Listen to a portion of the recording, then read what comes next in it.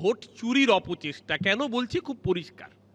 আজকে ধরুন এই যে বারবার করে বলা হচ্ছে ফেব্রিকেটেড কিছু একটা সংখ্যা ভাসিয়ে দেওয়া হচ্ছে হাওয়ায়, যেটা এখানেও উঠেছে। শুভেন্দু অধিকারী কখনো বলছেন 1 কোটি, কখনো কোনো বিজেপির নেতা বলছেন 1,20,00,000, কোনো বিজেপির নেতা তার থেকেও বেশি বলছেন। কিন্তু কেন এই টার্গেটটা, কেন 1 crore প্লাস, এইটা আমাদের বুঝতে হবে।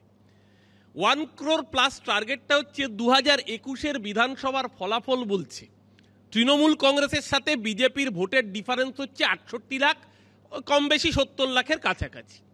তার মানে যদি আমি 1 কোটি ভোটারকে, কারণ যেহেতু আমি পলিটিক্যালি পেরে উঠছি না, বারবার করে হারছি, আমাকে যদি 1 কোটি ভোটারের নাম বাদ দেওয়া যায়, তাহলে তার মেজরিটি যেহেতু এ রাজ্যে তৃণমূলকে ভোট দেয়, তাহলে আমার একটা ক্ষীণ আশা আছে যে এ রাজ্যে আমি ব্যাকডোর দিয়ে এন্ট্রিটা পাবো, নবান্নের 14 তলায় হয়তো উঠতে পারবো। এর জন্য যেটাকে কাজে লাগানো হচ্ছে সেটা বড় ভয়ঙ্কর।